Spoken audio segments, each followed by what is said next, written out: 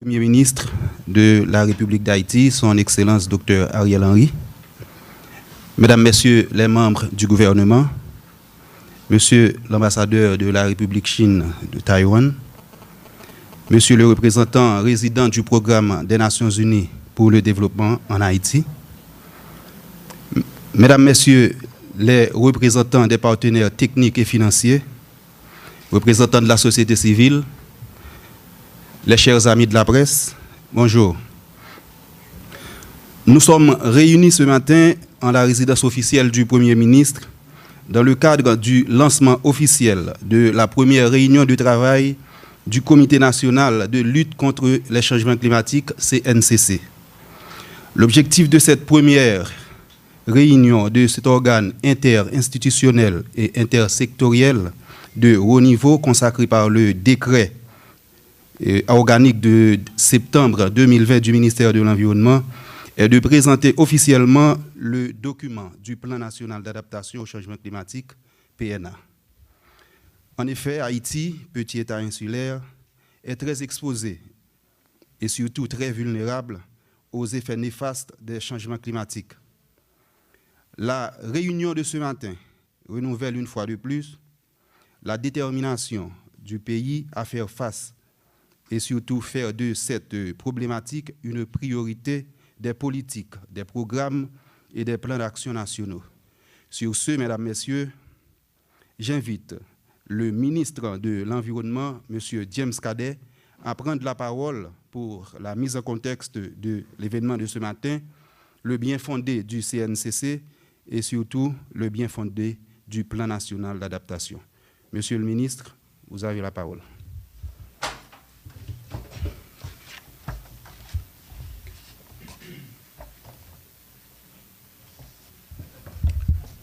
Monsieur le Premier ministre, Dr Ariel Henry, Son Excellence, Monsieur l'ambassadeur de la République Chine Taïwan, Mesdames, Messieurs, ministres et secrétaires d'État, Monsieur le directeur de cabinet du Premier ministre,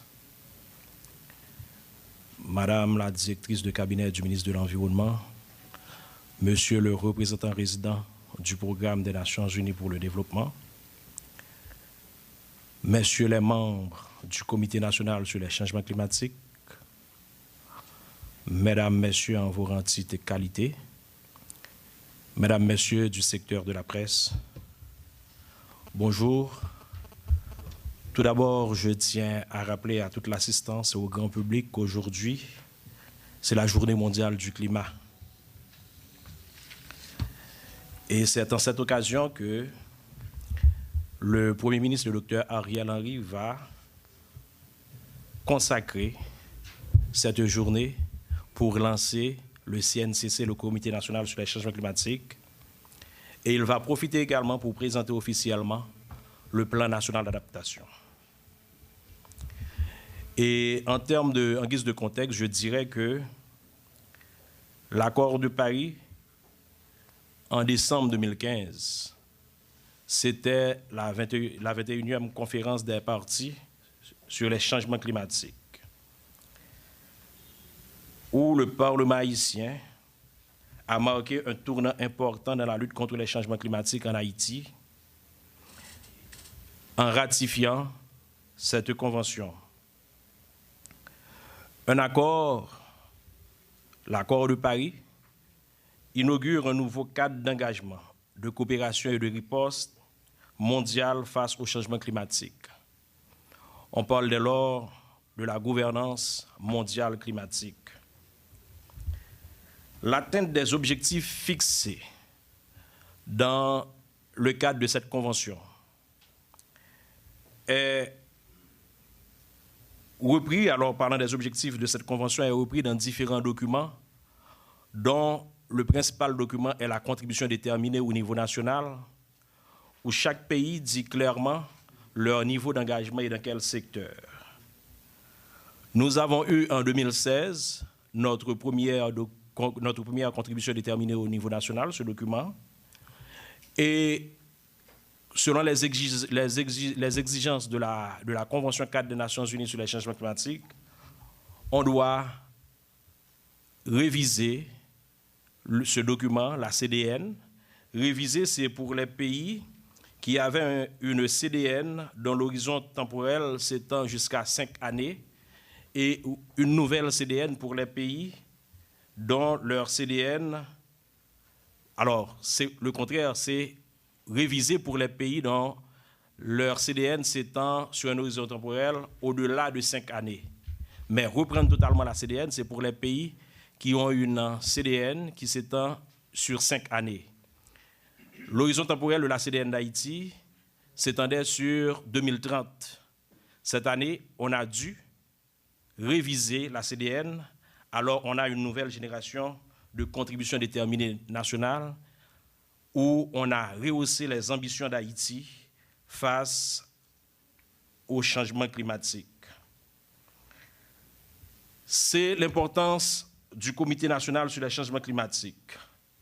C'est d'assurer la cohésion, la coordination non seulement de la Convention cadre des Nations Unies sur les changements climatiques, mais également des différents documents de politique et de stratégie, notamment la politique nationale sur les changements climatiques, notre contribution déterminée au niveau national, maintenant le plan national d'adaptation que le Premier ministre, qui est aussi le président du Conseil national, le président du Comité national sur les changements climatiques, va présenter au grand public.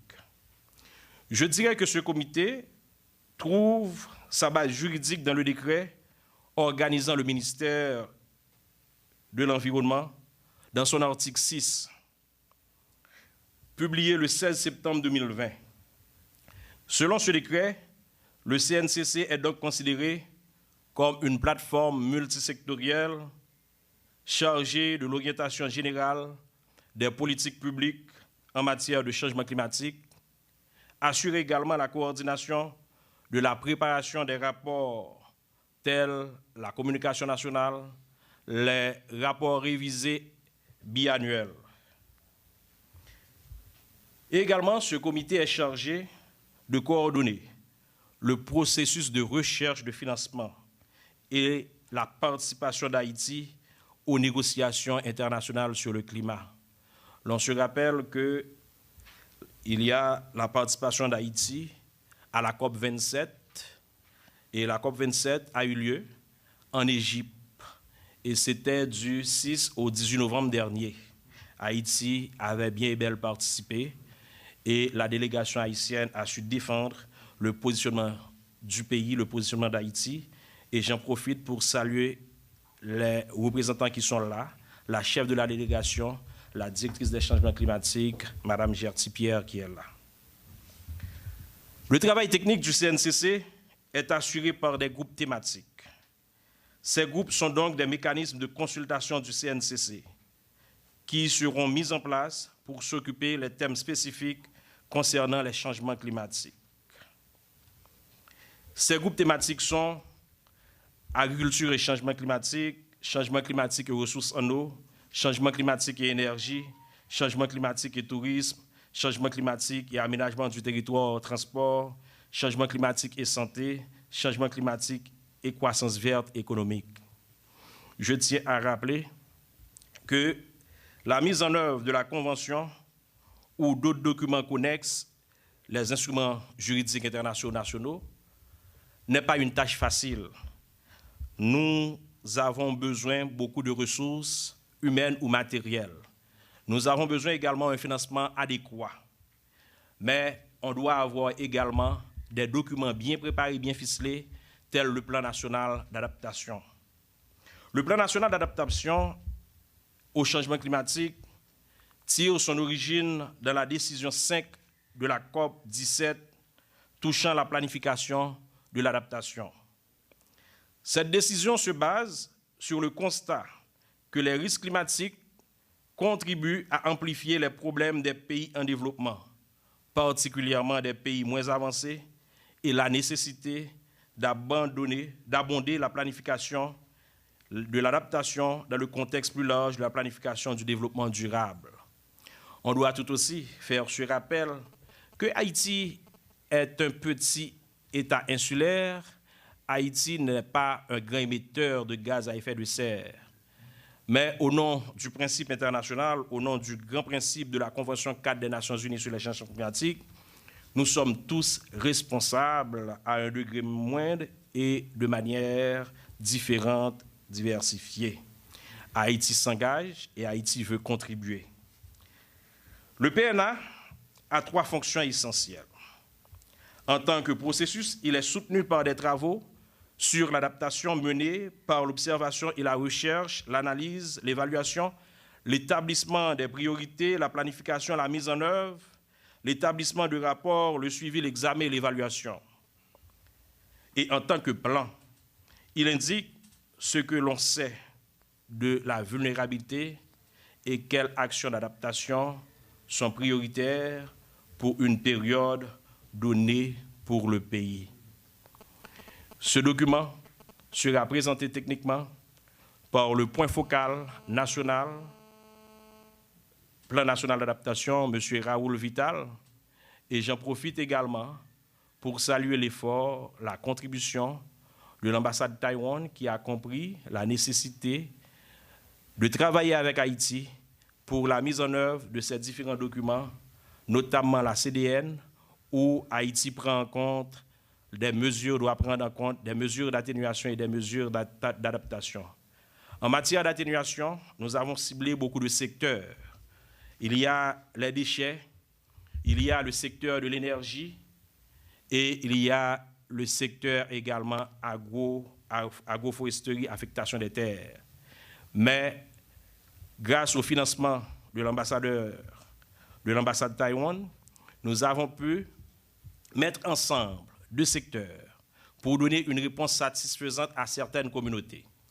Nous avons travaillé autour du secteur de l'énergie et autour du secteur agroforesterie, affectation des terres, en améliorant la situation des communautés, en apportant, en installant des pompes solaires pour irrigation. 25 pompes doivent être installées et 9 sont déjà installées.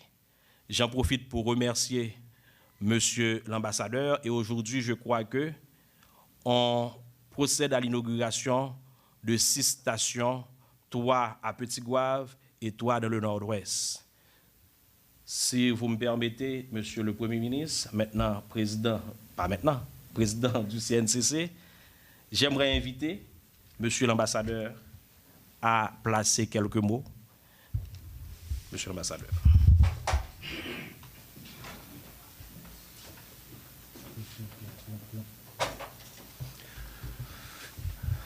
Monsieur le Premier ministre, ministre de l'Environnement, Mesdames et Messieurs le ministre et secrétaire d'État, Monsieur le représentant résident du PNUD, Mesdames et Messieurs en vos rangs, titres et qualités, chers amis de la presse, Mesdames et Messieurs, c'est avec un grand plaisir et une joie réelle que je me suis parmi vous aujourd'hui pour la cérémonie et à ma connaissance qui couvre 3 perspectives. D'abord, bien sûr, c'est fêter la journée mondiale du climat.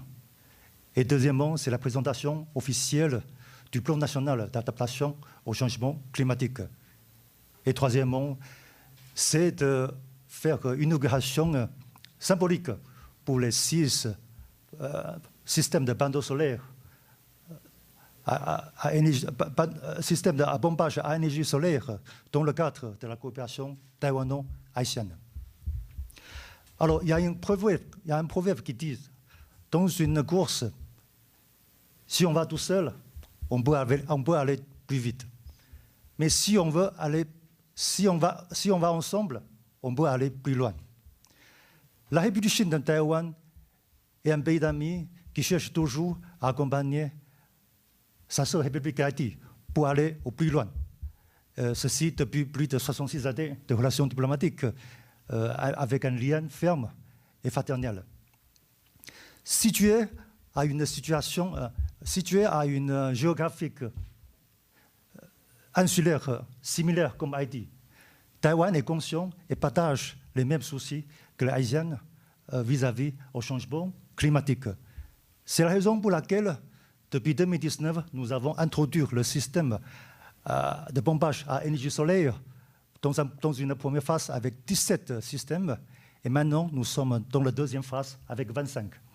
Parce que nous constatons que c'est une des meilleures solutions pour faire face au changement climatique et ainsi pour atteindre les objectifs de développement durable.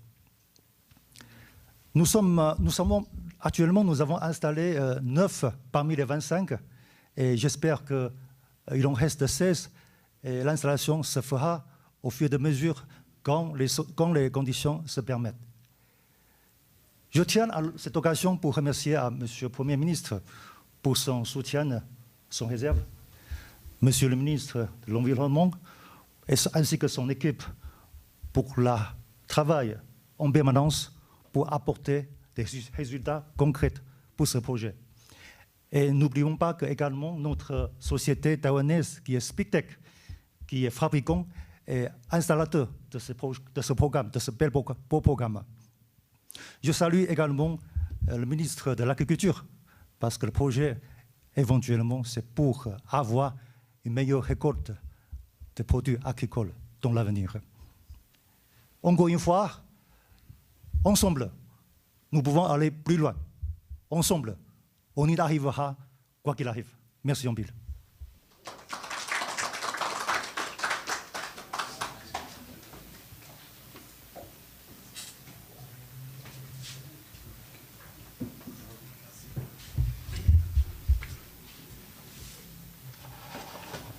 Finalement, c'est...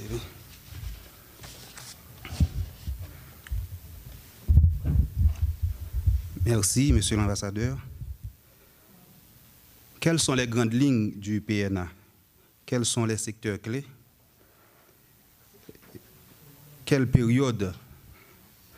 Sur quelle période s'étend-il? Quel est le budget estimatif de ce grand document? Eh bien, mesdames, messieurs, je vais inviter le point focal du plan national d'adaptation, M. Raoul Vital, qui est directeur de l'Observatoire de la qualité de l'environnement au ministère de l'Environnement, qui va venir pour faire cette présentation pour nous. Monsieur Vital.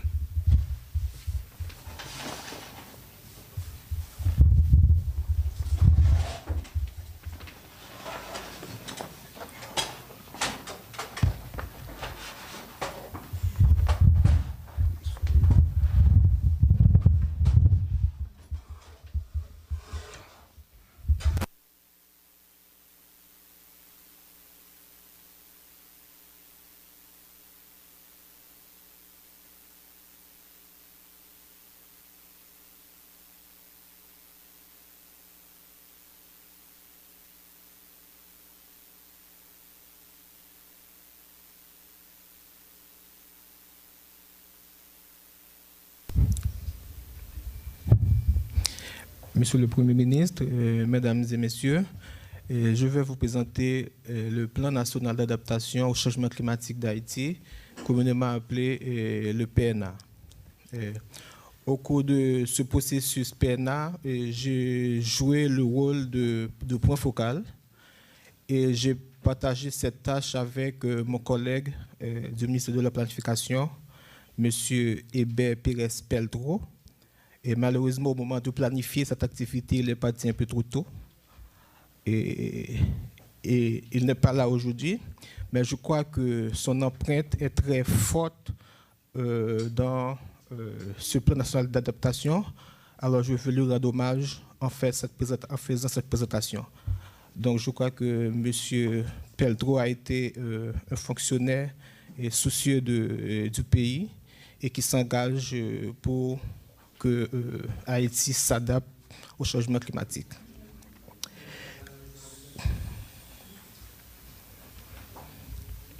Alors, le plan national d'adaptation au changement climatique, c'est un processus qui est conduit par 2 ministères pour le gouvernement haïtien. C'est le ministère de l'Environnement et le ministère de la Planification. Donc, ce PNA, le PNA d'Haïti couvre 4 secteurs prioritaires. Je vais parler du secteur agricole, le secteur des ressources en eau, le secteur santé et les infrastructures. Pour conduire ce processus, qui a été justement un processus très participatif et itératif, on a considéré plusieurs aspects méthodologiques, notamment un inventaire de l'existant. Et vous vous souvenez peut-être qu'avant le plan national d'adaptation, il y avait le PANA, qui est le plan d'action national d'adaptation. Donc le PNA tire des leçons sur la mise en œuvre du PANA. Et on avait aussi dans ce processus réalisé des ateliers. Comme je vous ai dit, c'est un processus participatif. Et ces ateliers, on les avait réalisés dans tous les 10 départements du pays. Et c'est à partir de ces ateliers qu'on a pu identifier les options d'adaptation prioritaires. Et bien sûr, le processus a eu la validation des experts nationaux et internationaux qui travaillent bien sûr sur le changement climatique. Donc à partir de ce processus participatif, revue de littérature, réalisation d'ateliers et dire d'experts, on a pu établir la vision du PNA d'Haïti. Alors la vision qui est exprimée dans le PNA est celle-ci. Haïti, un pays de plus en plus résilient au changement climatique, où le renforcement des capacités adaptatives de toutes les communautés et l'adaptation prise dans ces multiples dimensions et alimentée par des données robustes sont au centre des processus de planification et de matérialisation du développement national. Donc c'est cette vision qui est exprimée à l'horizon de 2030 dans le plan national d'adaptation d'Haïti. Donc, le PNA vise 4 principaux objectifs. Le premier objectif, c'est augmenter la résilience climatique dans les secteurs prioritaires du PNA, c'est-à-dire les 4 secteurs que je viens de citer, le secteur agricole, les ressources en eau, la santé et les infrastructures. Le deuxième objectif, c'est le renforcement du capital humain pour la planification, la mise en œuvre et le suivi, évaluation de l'adaptation au niveau national. Le troisième objectif, c'est améliorer le cadre juridico-légal en lien avec l'adaptation des secteurs socio-économiques prioritaires. Et le quatrième objectif, c'est formuler et mettre en œuvre des plans nationaux d'adaptation et des plans communaux d'adaptation au changement climatique pour au moins la moitié des communes. Donc, à partir de ces objectifs et à partir des ateliers départementaux qu'on a pu réaliser, on a identifié 340 actions. Et ces 340 actions, c'est des actions qu'on avait identifiées dans chaque département et on les a classées aussi par secteur. Donc, on a identifié 89 actions d'adaptation dans le secteur agricole, 85 dans le secteur santé, 85 dans les infrastructures et 81 dans les ressources en eau. Donc, au total, 340 actions prioritaires ont été identifiées. Donc, étant donné qu'on évolue dans un univers de contraintes, c'est-à-dire les moyens de mise en œuvre, on a dû faire une priorisation de ces priorités. Et cette priorisation nous a conduit à retenir 21 actions hautement prioritaires. Et ces 21 actions hautement prioritaires ont été identifiées sur la base de certains critères retenus pour cette priorisation. Les critères retenus sont au nombre de 9. Donc, c'est-à-dire, pour prioriser une action, on verra la capacité de cette action à améliorer les revenus, la capacité à améliorer la disponibilité alimentaire, la capacité à améliorer la condition des femmes, la capacité à améliorer le bien-être de la population, la protection de l'environnement, le renforcement de capacité, la capacité à créer des emplois et la capacité aussi à conduire à des changements de comportement. Et aussi, c'est une action qui peut être appropriée par les communautés. Donc, sur la base de ces 9 actions, on a sélectionné les 21 actions hautement prioritaires. Et ces 21 actions prioritaires, on a 2 actions par département et pour le département de l'Ouest, on a 3 actions. Donc, ce qui fait 21 actions. Donc, si vous regardez bien, les actions prioritaires sont surtout dans le domaine du reboisement, dans le domaine de gestion des bassins versants, dans le domaine de l'accès aux ressources en eau, mais aussi dans le domaine de protection de l'environnement dans le secteur agricole. Donc, ces 21 actions sont identifiées comme hautement prioritaires. Donc, cette similitude entre les actions dans le département montre que ces actions-là sont des actions qui abordent le problème au niveau national. Donc, c'est ces 21 actions qui sont prioritaires dans le PNA. Maintenant, quelle sera la stratégie pour mettre en œuvre les actions identifiées dans le PNA? Pas seulement les 21 actions comme hautement prioritaires, mais ce sont les 340 actions identifiées qui sont des actions prioritaires pour adapter le pays au changement climatique. En termes de stratégie de mise en œuvre, on avait conduit une étude sur le financement du PNA. Et cette étude montre qu'on aura besoin de 980 millions de dollars pour financer le PNA de 2022 à 2030. Donc, ce qui fait environ 110 millions de dollars par an. Et 110 millions de dollars par an pour adaptation, ce n'est rien par rapport au coût de l'inaction. Parce que je dois vous rappeler qu'en 2015, le ministère de l'Environnement, le ministère des Finances et le PNUD avaient commandité une étude sur le coût de l'inaction au changement climatique.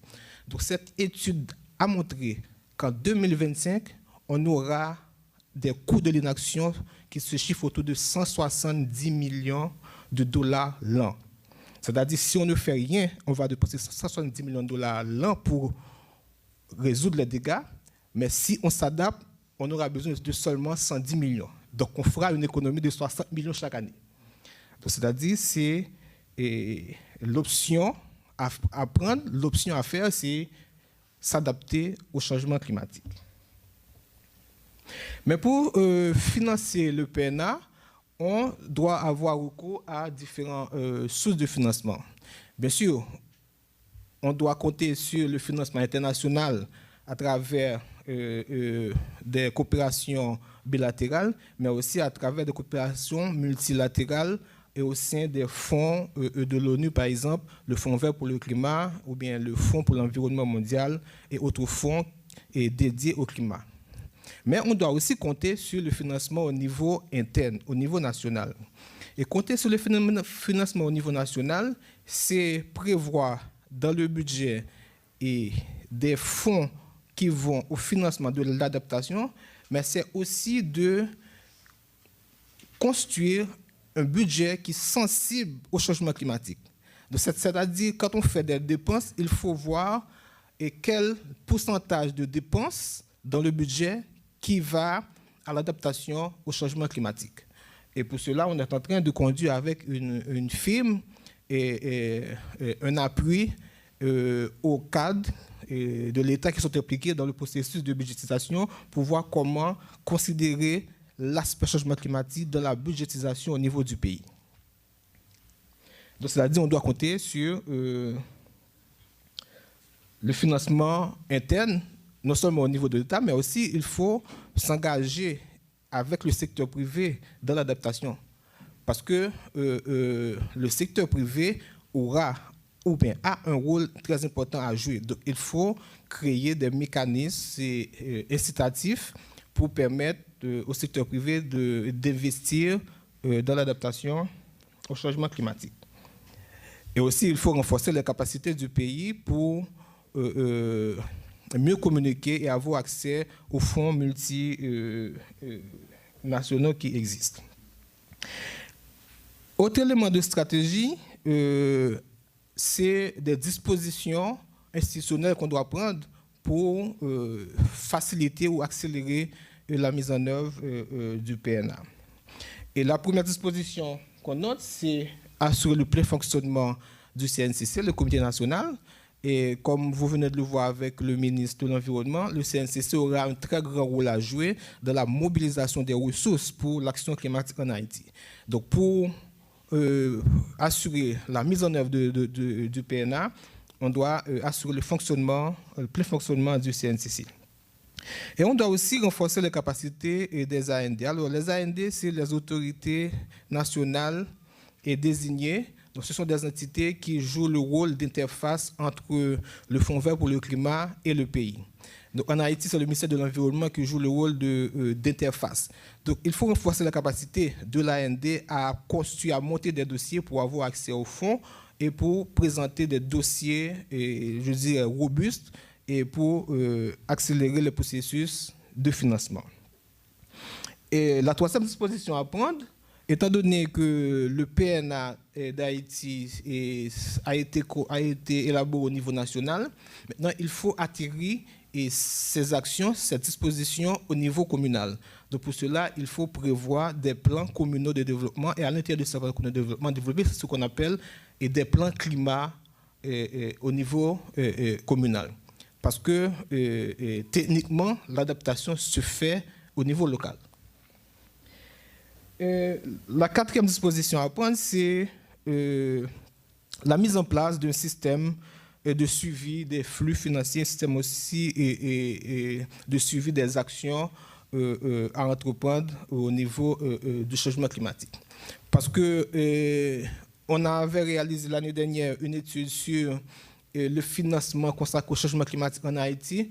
On avait pu remarquer qu'il y a beaucoup de financements éparpillés dans de divers secteurs, société civile et autres, et qui interviennent dans l'action climatique. Mais comme on n'a pas pu évaluer et retracer ce flux financier, donc on ne peut pas avoir une action cohérente au niveau de l'action climatique. Donc il faut mettre en place un système de suivi des flux financiers.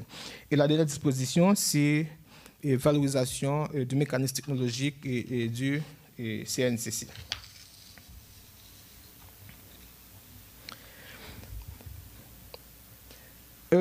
La feuille de route du PNA, alors, comme on lance aujourd'hui officiellement le PNA, c'est-à-dire on a fini avec l'élaboration du document, il faut passer maintenant à la phase de mise en œuvre.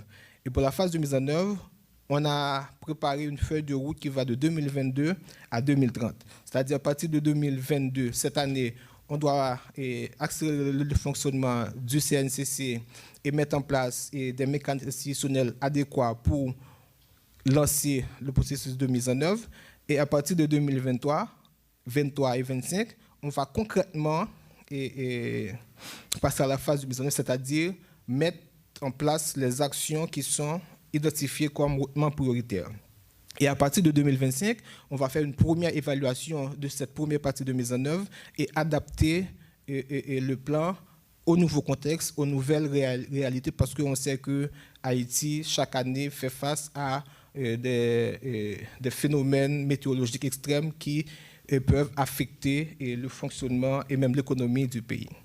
Et à partir de cette évaluation, on va réadapter le plan et entre 2025 et 2029, on va passer à une deuxième phase de mise en œuvre et en 2030, faire une évaluation finale pour voir comment on a avancé dans la mise en œuvre du plan national d'adaptation. Alors, comme je vous ai dit au départ, c'est un processus itératif, c'est-à-dire le plan qu'on présente aujourd'hui, ce n'est pas un carcan dans lequel on va fermer jusqu'en 2030, mais on va, en fonction des réalités, en fonction des nouvelles conjonctures, l'adapter aux nouvelles réalités du pays. En conclusion, on peut dire que pour Haïti, l'adaptation, c'est une stratégie de réponse prioritaire au changement climatique. Comme vous l'avez vu avec le ministre, que Haïti n'est pas grand émetteur de gaz à effet de serre. Donc notre priorité, c'est l'adaptation au changement climatique. Et aussi, il y a une nécessité de mettre en place des ressources et des arrangements institutionnels efficaces pour élaborer, pour mettre en œuvre l'action climatique en Haïti. Et il faut surtout penser à des synergies entre les différents ministères sectoriels, mais aussi avec des partenaires qui interviennent dans le champ du changement climatique.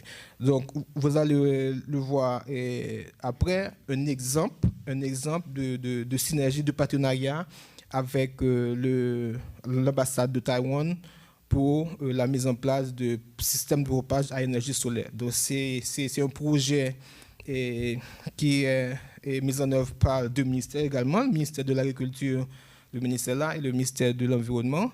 Et c'est un projet qui vise justement à renforcer l'accès à l'eau. Et ce projet, non seulement, comme le ministre l'a dit, a considéré l'aspect énergie, c'est-à-dire un aspect d'atténuation, puisqu'on réduit les quantités de gaz à effet de serre qu'on émet dans le secteur agricole, qui est le secteur le plus émetteur en Haïti. Mais ce projet aborde aussi deux secteurs clés du PNA, qui est le secteur agricole et le secteur des ressources en eau.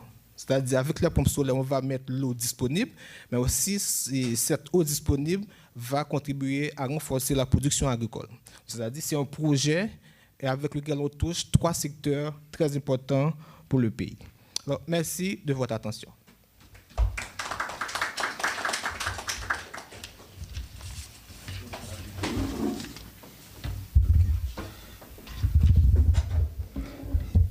Il a eu tout un processus pour arriver à produire ce document.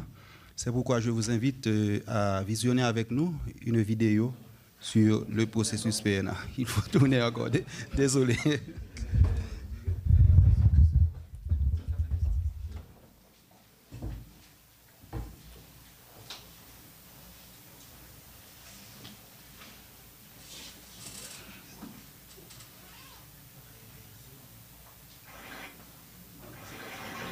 Non, on peut passer après.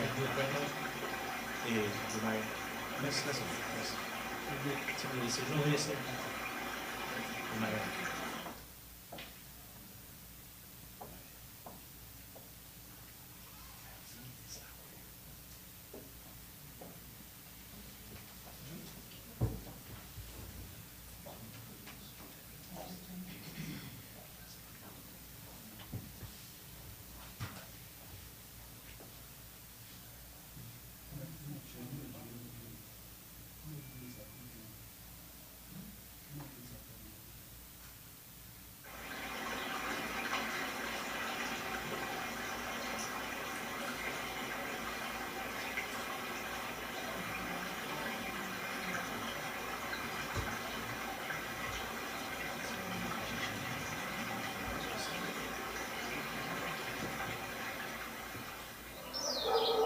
Tout le monde pays d'Haïti fin calé.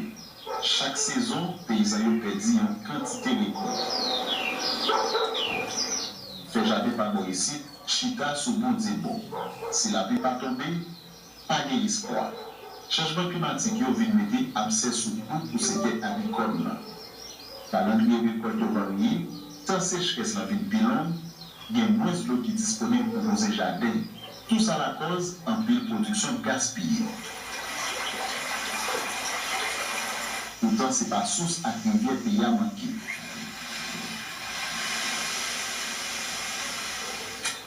Dans l'agriculture, chaque coup de quoi cultivateur par la terre, c'est à espoir la bonne de l'eau pour nos jardins. L'État a essayé de comprendre, et c'est dans l'optique ça même, le ministère de l'Environnement continue d'installer un peuple qui marche avec l'énergie solaire qui est côté, qui a une potentialité agricole.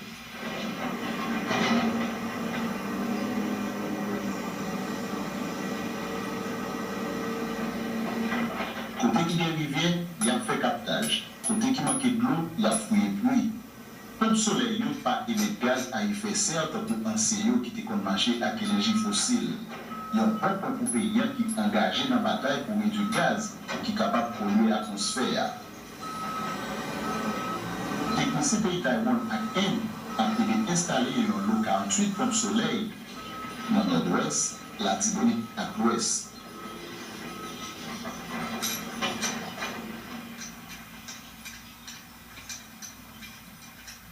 Le travail a bien avancé en pile côté, des zones qui déjà avec l'eau.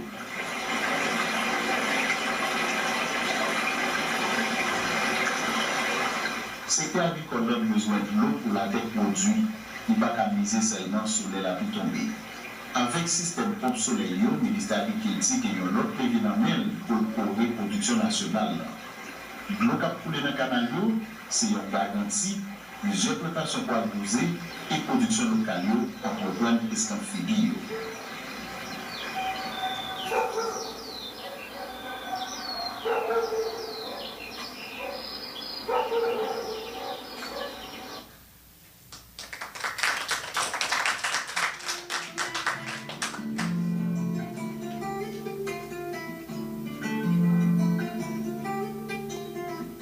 En 2010, lors de la conférence de Cancun sur le climat, les États parties se sont accordés sur le processus des plans nationaux d'adaptation, PNA, pour réduire la vulnérabilité au changement climatique et intégrer l'adaptation dans les processus et stratégies de planification du développement. En 2015, l'accord de Paris sur le climat a confirmé que le processus PNA est essentiel pour les efforts d'adaptation consentis par les pays en développement. Dans beaucoup de pays, le processus PNA jouera aussi un rôle dans la mise en œuvre de la composante adaptation des contributions déterminées au niveau national.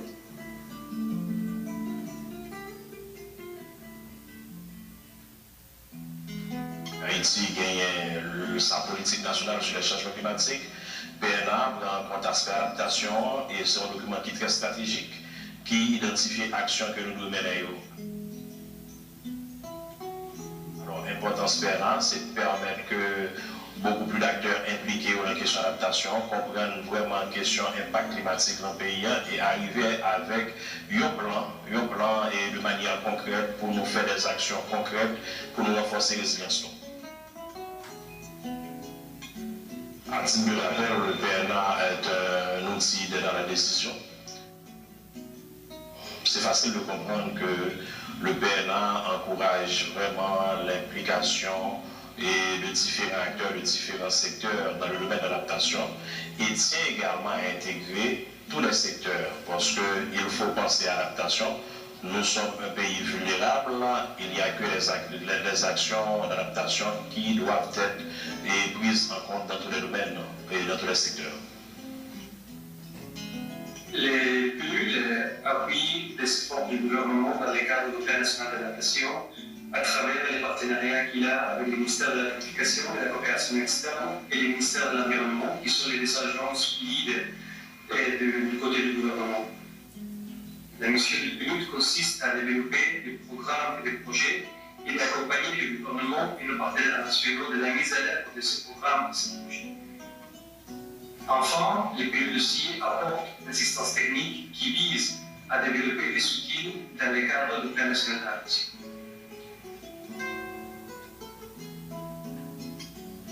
Le PNA, pour Plan national d'adaptation, c'est un document de planification qui permet au pays non seulement d'identifier leurs priorités, mais également d'apporter des réponses à ces priorités en matière d'adaptation au changement climatique, et ceci à moyen et long terme. La méthodologie adoptée consistait en 4 principales étapes. La première étape, c'est vraiment l'alignement du document avec les priorités nationales. Deuxièmement, c'est la réalisation et la prise en compte d'études techniques sectorielles sur les changements climatiques. La troisième étape, c'était la consultation d'acteurs de toutes catégories confondues. Et la dernière étape, c'était la priorisation des actions d'adaptation. C'est pourquoi il nous faut vulgariser les informations sur les changements climatiques et leurs conséquences pour sensibiliser le public et convaincre les décideurs d'intégrer l'adaptation dans leurs plans et politiques. Les consultations communautaires ont permis de dégager une conservation au niveau des acteurs et généralement des acteurs oubliés, marginalisés dans les politiques. Et comme le PNA est d'une extrême importance dans la lutte contre la vulnérabilité de la changement climatique, ça a été une opportunité de faire participer l'ensemble des acteurs, notamment les plus vulnérables, pour comprendre, je dirais, l'importance de lutter contre le changement climatique à travers les instruments de planification. Donc, le PNA devait être la cheville ouvrière de la mise en place de politiques publiques pour assurer des territoires résilients et des populations résilientes.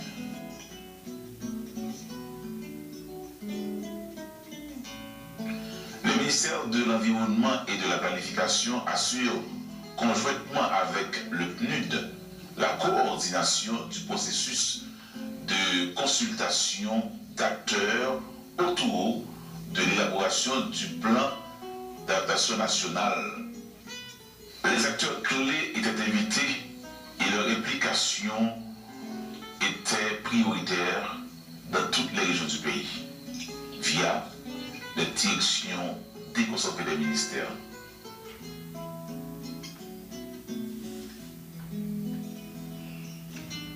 En effet, l'étude a révélé que dans chaque région géographique, les enjeux issus des changements climatiques sont pratiquement similaires.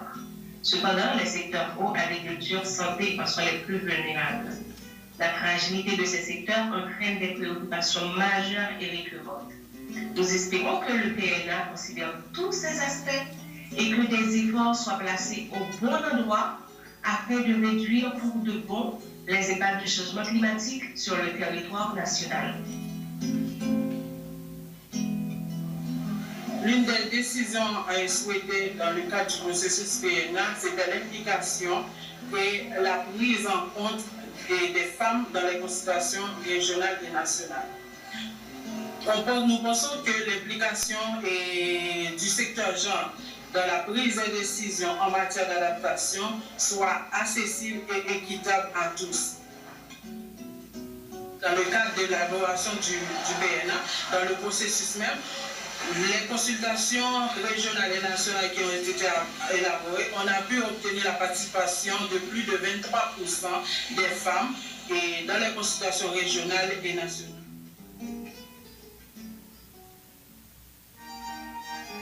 La question du changement climatique qui traite à la mode dans notre ça, c'est ce qui fait nous motiver pour nous participer, pour nous gagner plus maturité et capacité pour nous aider la population à gérer le changement climatique. Attendement des ateliers, c'est vrai résultat pour arriver sur nous à la donne. Attendre un résultat des journées de travail ça sur la question du changement climatique à la donne. Le changement climatique, c'est un phénomène qui concerne nous. Nous sommes d'accord que son co-défi que nous pouvons relever dans le mouvement. Haïti est parmi les pays qui sont plus vulnérables dans le monde. Haïti, deuxième du pays, par épargner par phénomène ça. C'est d'ailleurs le cas pour un peu notre ville dans le pays. Aléas climatiques, perturbations, ça a toujours existé. Et ça a toujours existé. Mais comment on a fait pour nous adapter nous à un phénomène ça? Motivation dans le processus PNA, c'est ouais, il y a un changement réel dans le comportement de la population. Regardez ensemble qui ça nous a fait pour nous atténuer et faire perturbation sous la population.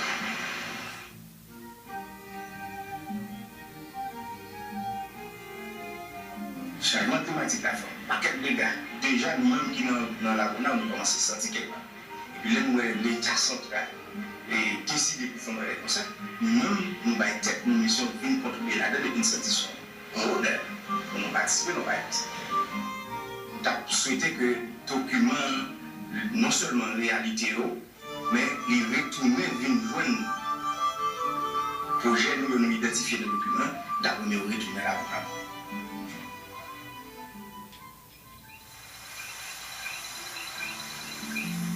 En plus de population de données sur les vulnérabilités dans au moins 4 secteurs prioritaires du projet.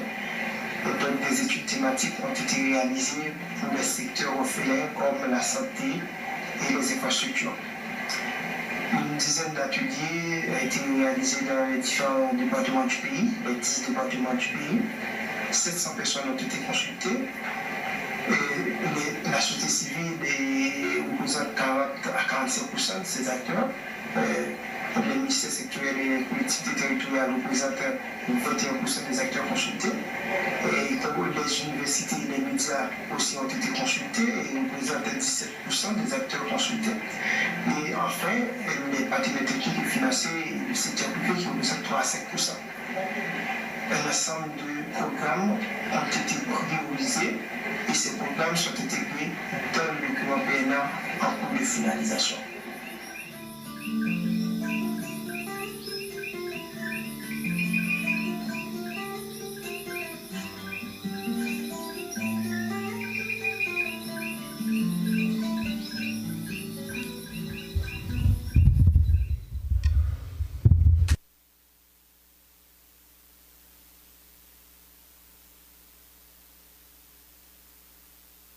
Merci beaucoup. Maintenant, c'est le moment d'appeler le représentant résident du programme des Nations Unies pour le développement en Haïti pour son intervention dans le cadre de cette activité sur le plan national d'adaptation.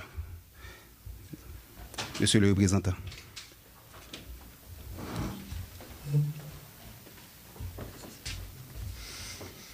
Son Excellence, Monsieur le Premier ministre, Dr. Ariel Henry, Monsieur le ministre de l'Environnement, Monsieur James Cadet, Monsieur le ministre de la Planification, de la Coopération externe et ses représentants, Mesdames et Messieurs les ministres, les ambassadeurs ci-joints et aussi tout protocole observé. C'est avec grand plaisir que je m'adresse à vous en mon titre de représentant résident du Programme des Nations Unies au développement en Haïti pour vous souhaiter la bienvenue à cet événement pour la signature officielle du Plan national d'adaptation, duquel on a déjà beaucoup entendu ce matin, communément appelé le PNA, coïncidant avec la Journée mondiale du climat, c'est aujourd'hui le 8 décembre 2022. Comme vous le savez, le PNA Haïti est le résultat d'un long processus inclusif et participatif à l'échelle nationale, duquel vous avez vu la vidéo, tout le processus autour et au long de ces derniers 18 mois.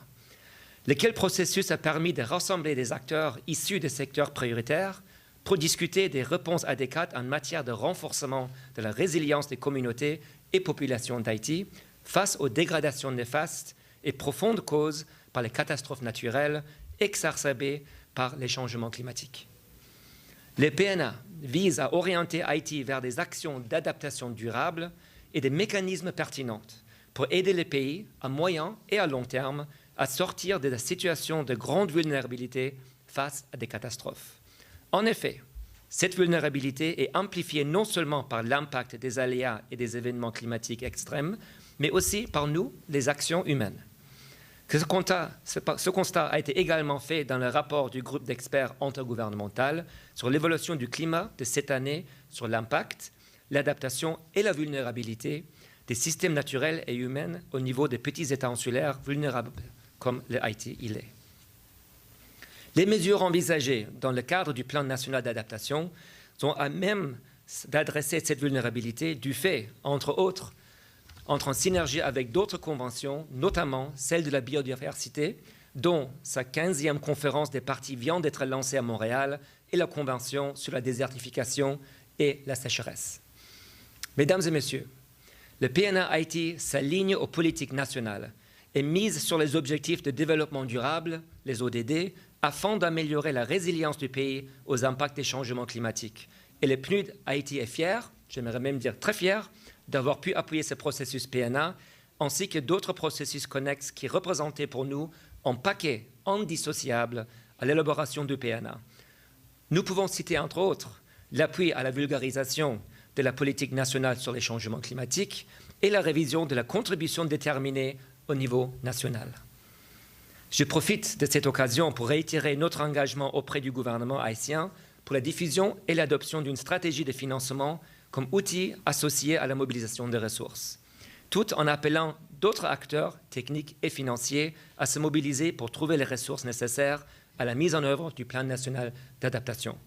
Et à ce moment, chers collègues, chers participants, je vous remercie de votre attention et encore, je vous souhaite une belle journée mondiale des climats. Merci beaucoup.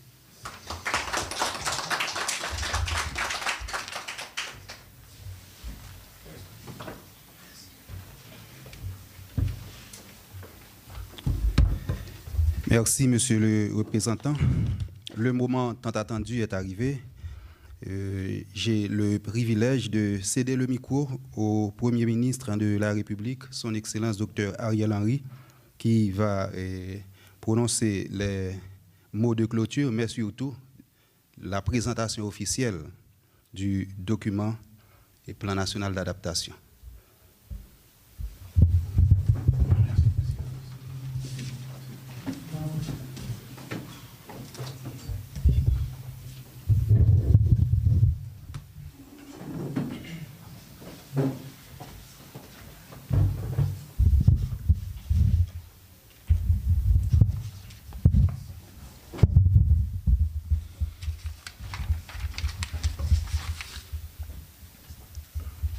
Monsieur le directeur de cabinet du Premier ministre, Mesdames, Messieurs les ministres et les secrétaires d'État, Monsieur le secrétaire général de la primature,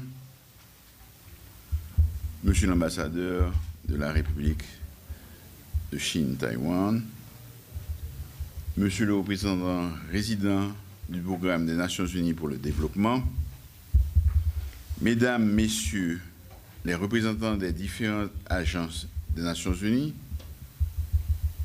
Mesdames et Messieurs les cadres des différentes institutions étatiques, Messieurs les membres du Comité national pour le changement climatique, distingués invités, Mesdames, Messieurs du secteur de la presse, chers amis. Ce 8 décembre 2022 marque la journée mondiale du climat, dont l'objectif premier est de mettre en lumière les conséquences dramatiques du réchauffement climatique et la nécessité d'agir avec célérité, justesse et efficacité pour en limiter les effets. C'est donc pour nous, en Haïti, une date plus que symbolique, qui nous donne une occasion supplémentaire pour rappeler à toutes et à tous combien les graves risques environnementaux et climatiques auxquels nous sommes confrontés en tant que petit État insulaire en développement figurent parmi les priorités de mon gouvernement. Dans cette même veine, j'ai le privilège en ce jour de procéder, d'une part, au lancement du Comité national sur le changement climatique et, d'autre part, de présenter officiellement le plan national d'adaptation. Ainsi, je voudrais exprimer ma grande satisfaction de voir aboutir le processus de consultation ayant culminé à la constitution du Comité national pour les changements climatiques.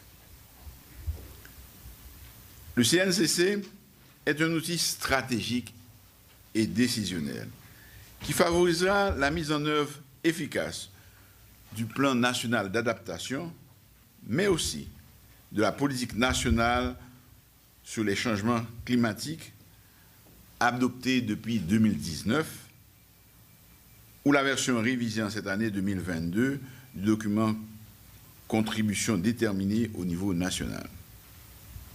Ces plans et programmes convergent et se renforcent mutuellement. Ils permettent aussi d'inscrire Haïti dans la décennie des Nations Unies pour la restauration des écosystèmes. Le plan national d'adaptation, pour sa part, constitue un cadre global et une référence nationale pour les actions d'adaptation en Haïti. Il est le fruit d'un processus inclusif et participatif, matérialisé par le truchement de consultations de différentes catégories d'acteurs clés à l'échelle des 10 départements du pays et guidé par les connaissances actualisées sur le phénomène des changements climatiques et ses conséquences sur le pays. Le plan national d'adaptation se veut être un cadre global à moyen et long terme sur les 10 prochaines années, et couvre prioritairement les secteurs de l'agriculture, de la santé, des infrastructures et des ressources en eau. Je m'en voudrais de ne pas formuler ici une pensée spéciale à l'endroit de toutes celles et de tous ceux ayant produit des réflexions pertinentes qui ont donné naissance au Comité national sur les changements climatiques et au plan national d'adaptation. Leur contribution technique et financière trouve l'expression de ma plus profonde gratitude. Il s'agit en tout état de cause d'une œuvre remarquable qui va aider à prendre des décisions hautement prometteuses. Et je remercie spécialement le Fonds vert pour le climat, le Programme des Nations Unies pour le développement, le NAB global et le gouvernement taïwanais. Mesdames, Messieurs, on a besoin de discourir longuement pour évoquer les impacts des changements climatiques sur notre pays, déjà en proie à des menaces multidimensionnelles. Les chiffres sont alarmants. Nous rappelons simplement que l'État haïtien se trouve obligé, périodiquement, de consacrer une forte partie de ses maigres ressources à penser les déchirures environnementales, souvent imputables aux catastrophes naturelles occasionnées par les changements climatiques. Ces fonds auraient pu être consacrés à des activités de développement. Je veux renouveler la détermination de mon gouvernement à prendre en considération la problématique des changements climatiques. À cette fin, nous ne ménagerons aucun effort en nous ouvrant aux progrès techniques et technologiques réalisés tant localement qu'ailleurs. Mesdames, Messieurs, le gouvernement, mis à part les problèmes conjoncturels, s'engage à travailler à la restauration de l'environnement et à l'aménagement du territoire. Nous voulons par cette démarche jeter les bases d'une société viable et durable, suivant une vision allant de la montagne à la mer, qui priorise, entre autres, la réduction de la vulnérabilité et de la fracture environnementale aggravée par le changement climatique. Tout ceci à partir d'une gouvernance environnementale pragmatique et cohérente. Nous devons également, à travers les mesures que nous adapterons, les actions que nous poserons, contribuer à l'inversion du processus de dégradation environnementale jumelé à la menace réelle des changements climatiques. Le pays a l'obligation de s'orienter vers une croissance durable et une amélioration progressive du cadre de vie de la grande famille haïtienne. Je réitère donc ici mon engagement à poursuivre le dialogue social et politique avec tous les secteurs indistinctement, à accélérer les réformes entamées dans l'administration publique et à œuvrer sans relâche pour le rétablissement et le renforcement des institutions régaliennes et démocratiques. Comme je n'ai jamais cessé de le répéter, créer les conditions favorables à une gouvernance apaisée et inclusive n'est pas une option. C'est un impératif moral et patriotique. Haïti a besoin de paix, de sérénité et de stabilité pour affronter les crises multiformes qui risquent de peser sur l'existence même de la nation. Mesdames et Messieurs, À travers la création du CNCC, nous confirmons sans équivoque notre engagement à changer de paradigme et à franchir le cap vers des actions concertées devant nous permettre d'avancer ensemble dans la lutte coordonnée et efficace pour les changements climatiques. Je recommanderais donc ici vivement que le CNCC intègre dans sa sphère d'action l'active participation, entre autres, des collectivités territoriales, des communautés locales, des groupes de femmes, des organisations communautaires, des organisations religieuses, etc. Déjà, je souhaite un avenir fructueux au CNCC et lui promets tout le soutien de mon gouvernement en vue d'une opérationnalisation efficiente et efficace au bénéfice du pays tout entier. Vive la journée du climat.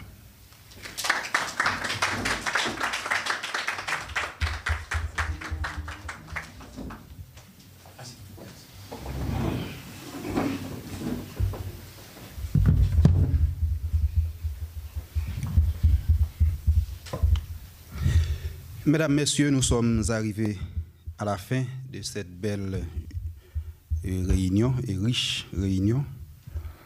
Il ne me reste qu'à vous remercier et vous souhaiter de passer une très bonne journée et surtout une très bonne journée mondiale du climat.